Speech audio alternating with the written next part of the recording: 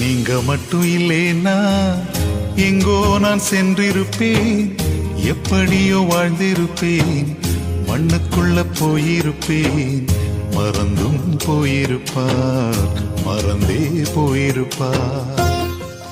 ஆண்டவராக இயேசு கிறிஸ்துவின் இனிதான நாமத்தினாலே உங்கள் யாவருக்கும் என் அன்பின் ஸ்தோத்திரத்தை இந்த காலை நேரத்தில் உங்களுக்கு தெரியப்படுத்துகிறேன். கலாத்தியருக்கு எழுதின நிருபம் 5ஆம் அதிகாரம் 26வது வசனத்தில் இவ்வாறாக வாசிக்கிறோம். வீண் புகழ்ச்சியை விரும்பாமலும் ஒருவரை ஒருவர் கோபமூட்டாமலும் ஒருவர் மேல் ஒருவர் பொறாமை கொள்ளாமலும் இருக்க கடவோம் என்று சொல்லி நாம் இங்கே பார்க்கிறோம்.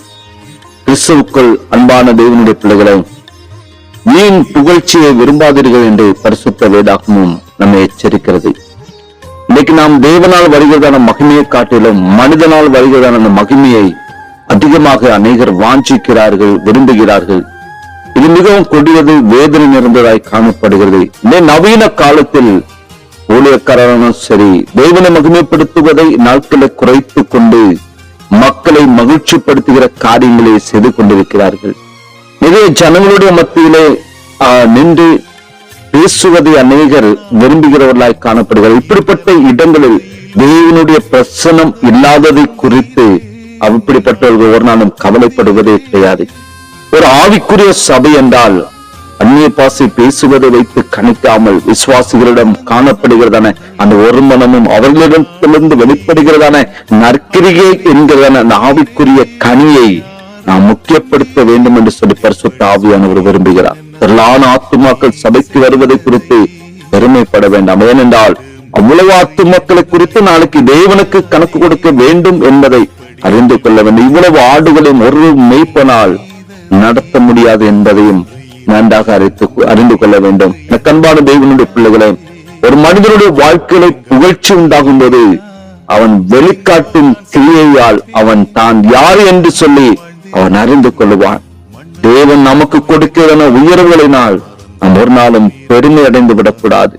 தேவன் கொடுத்த தங்களுடைய அந்த ஆதி மேன்மையை காத்துக் கொள்ளாமல் தங்களுக்குரிய வாசஸ்தலத்தை விட்டுவிட்ட தூதர்கள் தங்கள் பெருமையினால் விழுந்து பிசாசுக்களாக மாறி போனார்கள் என்பதை நாம் அறிவோம். அதே போல சில மனிதர்கள் தங்களுக்கு உண்டான புகழ்ச்சியை இந்த பூமிக்குரிய தங்கள் சொந்த லாபத்திற்காக நாட்களை பயன்படுத்திக் கொண்டிருக்கிறார்கள். இதனால் தங்களையே தங்கள் அழிவின் பாதைக்கு இழுத்து செல்லுகிறவர்களாய் காணப்படுகிறார்கள். மேன்மை பாராட்டுகிறவன் கர்த்தரை குறித்து மேன்மை பாராட்டத்தக்கதாக அவரே தேவனால் நமக்கு ஞானமும் நீதியும் பரிசுத்தமும் மீட்பருமானார் என்று சொல்லி பார்க்கிறோம். தேவனுடைய சமூகத்திற்கு முன்பதாக நம்மை பரிபூர்ணமாய் தாழ்த்த வேண்டும். இது தேவனுடைய கிருபை. இது நாங்கள் எங்கள் கடமையை மாத்திரம் செய்தோம் என்று மனதார நாம் தெய்வ சமூகத்துல அறிக்கை செய்ய வேண்டும். மேன்மை பாராட்டுகிறவன் பூமியில கிருபையும் நியாயத்தையும் நீதியும் செய்கிற கர்த்தரை குறித்து மாத்திரம் மேன்மை பாராட்ட வேண்டும் என்று சொல்லி பரிசுத்த ஆவியானவர் விரும்புகிறார். சபை ஜனங்கள் நித்திய ஜீவன் என்ற விலை மதிக்க முடியாத வாக்கு தத்துவத்தை சுதந்திரித்துக் கொள்ள வேண்டும். இதுவே பிரதான நோக்கமாய் காணப்பட வேண்டும். இப்படி நாம் செய்கிறதான பொழுது அந்த தேவன் மகிமைப்படுகிறவராய் காணப்படுகிறார். எனக்கு அன்பான தேவனுடைய பிள்ளைகளை, ஒருவேளை நம்முடைய வாழ்க்கையிலே புகழ்ச்சிக்கும் பெருமைக்கும் இடம் கொடுத்தவர்களாக காணப்பட்டோமானால் தேவ சமூகத்தை நம்மை அர்ப்பணிக்கலாம். நம்முடைய வாழ்க்கையிலே எந்த விதமான பெருமைக்கோ அல்லது எந்த விதமான புகழ்ச்சிக்கோ நான் இடம் கொடுக்காதவனாக கிறிஸ்துவில் இருந்து அந்த தாழ்மையின் சுபாவம் ஆண்டவரே எனக்கு தாங்க என்று சொல்லி தேவ சமூகத்தை நாம் கேட்கிறதான பொழுது கர்த்தர் அப்படிப்பட்ட அந்த தாழ்மையின் சுபாவத்தை தருகிறார். நம்மை அர்ப்பணிக்கலாமா? செபிப்போ. நேசிக்கிற அன்பின் நல்ல தகப்பனே, ஆசீர்வதிக்கப்பட்ட அந்த காலை பொழுதுக்காக நாங்கள் நமக்கு நன்றி செலுத்துகிற ஆண்டவரே, வீண் புகழ்ச்சியை நாடாதிருங்கள் என்று சொல்லி நம்முடைய வார்த்தையின் மூலமா நீ எங்களோடு கூட பேசுகிறீர். நமக்கு நன்றி செலுத்துகிறோம். இது எங்களால் ஒன்றுமே உண்டானதில்லை ஆண்டவரே.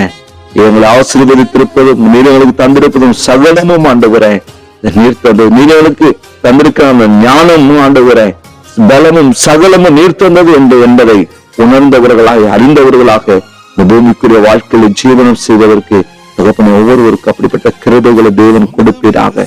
பெருமைக்கு இடம் கொடுக்காதவர்களாக முற்றுமுடிய தாழ்த்தி ஆண்டவரே உண்மைந்த சுபாவத்தோடு வாழ்வதற்கு தகப்பனை எல்லாருக்கும் நீங்க அப்படிப்பட்ட கிருபைகளை கொடுத்து தகப்பன் வழி நடத்தும். இரட்சகர் இயேசுவின் நாமத்தில் ஜெபிக்கிற நல்ல பிதாவே, ஆமென், ஆமென். சொல்லிக்கொள்ள யார் யாரோ இங்கு உண்டு, ஏன் என்று யாரும் இங்கே வரவில்லை. எப்படி சொல்வேன் என்னையும் தேடி நீர் வந்ததை, தோளின் மீது சுமந்து கொண்டு நடத்தி வருவதை.